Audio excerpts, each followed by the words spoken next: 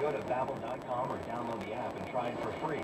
That's Babbel, B-A-B-B-E-L.com, or download the app to try it for free. That's Babbel.com.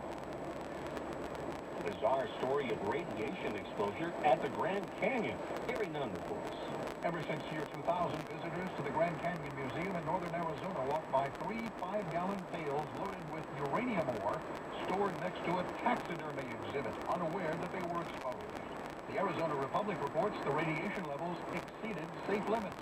Park Safety Chief says he informed executives repeatedly but contends that nothing was done and calls it a cover-up. One canyon official says only background radiation has been found and claims it posed no risk. Buckets have since been removed to a remote location. Gary Nunn, CBS News. Another round of bad weather for the East. Weather Service forecaster Mark Chenard. Wintry weather overspread the mid-Atlantic into portions of the Northeast. And that's going to be moving in late Tuesday night into the day Wednesday, and then it spreads into New England during the day Thursday.